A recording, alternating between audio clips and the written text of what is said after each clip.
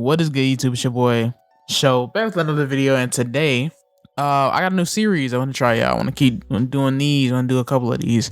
I seen a video out that said like doing anime characters as like Marvel rivals, like roles or whatever. So that'd be like tank and stuff like that. And I want to do something similar, kind of like the same thing, but I want to do it in terms of like RPG. So I'm gonna be using Final Fantasy like 14. That's the MMO I like to play, right? As like a basis. So like it's gonna be melee DPS or melee DPS, ranged DPS. You got tank, you got healer, right? And depending on how it goes, I might go a little bit more in depth. Because if you, to be honest, anime cast, like the cast of characters, they kind of built like RPG parties, even if we don't think it that way. Like every kind of group of characters got like maybe like a healer or somebody that does like range attacks, people that really focus only on like fighting and doing the damage. So I want to reimagine popular anime as if they were role-playing games. So I already tell you the categories. And for our first episode, I choose Naruto. Naruto's cast to me is like perfect for doing this series, being the first one, because they have a lot of specific, unique skills and roles that kind of translate easily into an RPG. I want to do like maybe 5 characters, depending on how long the video goes. If you guys want me to do more, I can do more. But we'll do like 5 of the main characters, and then we can always do a part 2 if the video hits.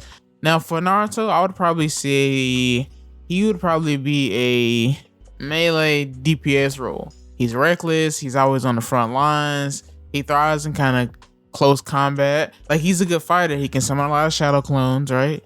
He can do a lot of physical damage, right? He has a lot of like, he has decent taijutsu, and the Rasengan is like an up close attack. Now, if we were talking about Rasengan Shuriken, obviously that'd be a range attack. But if we talking about his whole arsenal of weapons, I would probably say it's better for him to be up close. So it's just basically just gonna be like that. So we're gonna cover Naruto today, Sasuke today, Sakura, Kakashi, and then we'll throw Shikamaru in there. And to have at least one tank, we'll have Gaara. So as far as Sasuke goes, because we already talked about Naruto, right? Naruto is clearly a up close, in your face DPS. As Sasuke though, Sasuke to me would be definitely ranged. Sasuke is somebody that fights with like precision, kind of like a controlled distance. He has a lot of fire style jutsus that kind of shoot out. Like he has the fireball jutsu, he has the fire flower, that dragon jutsu he did on Orochimaru that one time, that was cold. He has a lot of lightning style. Now, even though his main lightning style move is an up close move, it's kind of like Naruto with the Rasen Shuriken. It's a move that is up close, but if you look at his whole kit, like his kit as a whole, he's definitely a ranged type character. Especially a ranged DPS. He has his arrows from his Susanoo. He has Kirin, which is a lightning dragon he can just shoot from range in the sky. That's why when him and Naruto kind of match up with each other, it's a little bit difficult for him to get it up close, because he's a great fighter for sure, but he's better at range. So Sasuke's going to be a range DPS. We got Naruto as our melee DPS. Sakura, to me, is easily a healer. I mean, we all know Sakura is very like strong physically, but her main skill set is healing. Not only can she heal injuries, she can perform life-saving techniques that keep her alive, keep other people alive. She has the same ability as Tsunade. This is exactly what a healer gives you. They give you sustainability, survivability, and the ability to kind of bring people back from the brink of defeat. What is cool about Sakura though, and why a healer works so well for Sakura, is because it reflects her growth as a character. Now, if you remember early in the series, she kind of felt overshadowed by Naruto, by Sasuke, but as a healer, and like MMOs, they are not always flashy. I mean, the healer is the backbone of the team, but not a lot of people want to play it because it's a hard position. You have to balance yourself well when playing a game where you're the healer. It's just not the fanciest position. So while Sasuke and Naruto might be flashy with their DPS-like attacks, Sakura is the backbone of the team and she keeps everybody alive. Okay, so Kakashi was probably a little bit hard on this list to do, because his most unique ability is like his lightning blade is a very up close attack, if we want to be honest. But based on his personality and based on a lot of his kit, we would probably put him also in the ranged DPS archetype. Now, regardless of his lightning blade, he's probably one of the most versatile shinobi in all of Naruto. His personality entirely is different from Sasuke's and Naruto's. He's very much a analytical type ninja. One thing that's cool though, I think with his range DPS. I mean, he has the dogs. He can like throw his lightning blade. He has Kamui, which is basically like a pinpoint distance attack that is very effective. Kakashi is like that specialist though. Like he's a ranged DPS, but he can really give you everything you need in this kit. Now, Shikamaru. Let's talk about Shikamaru. He's one of my favorite characters. He is actually my favorite character in Naruto. Now, he may not be the flashiest fighter, but when it comes to assigning him a role from an MMO, his abilities kind of align also with the ranged DPS. So we have 3 so far. We have Sasuke, Kakashi, and Shikamaru. And all of those are different type ranged DPSs to me.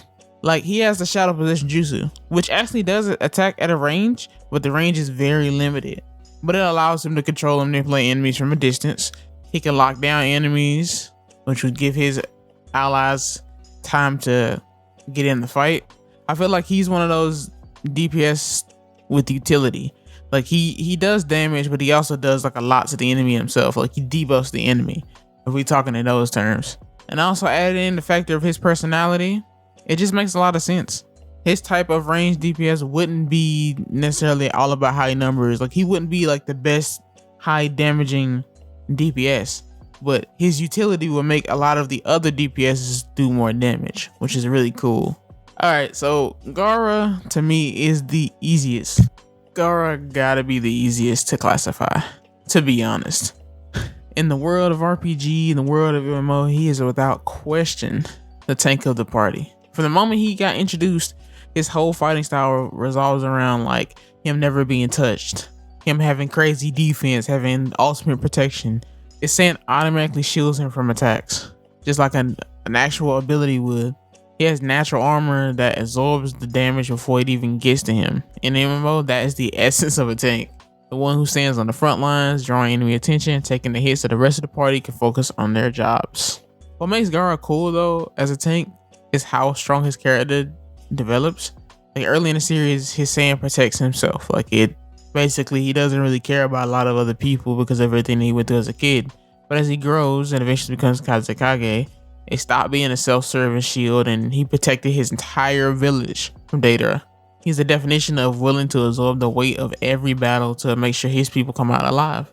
Now don't get me wrong, if you've ever played MMOs, you ever played Final Fantasy or whatever, every role can do like damage, every role can do different types of moves, but specifically, he's the best at just being a pure tank.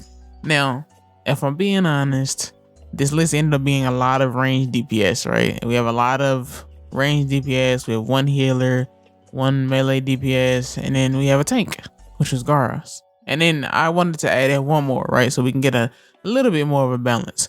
We have Rock Lee. Rock Lee is just like Gaara, the definition of his role.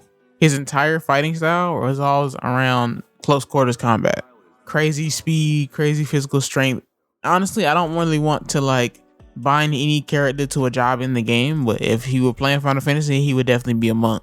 Unlike everybody else who uses long distance ninjutsu or range attacks, taijutsu is his only approach. Like he has pure skill in that. And Lee has always been like a fearless character. Like he's a DPS in the front lines in every sense. He throws himself into the fray. All techniques are explosive, they're fast, and they're always applying pressure to enemies. He has like a high risk, high reward type of DPS. And so that at least round out our up close and personal DPS, because we have 2 melee DPSs, 3 ranged DPSs, 1 healer, 1 tank. Thanks for checking out the video. Drop me an anime that you want me to see to do next. A little bit of stutter right there, my bad. I have a lisp. But like I said before, thanks for watching. Please like, subscribe. I'll see you guys next video. Subscribe or bear the hatred of the Uchiha.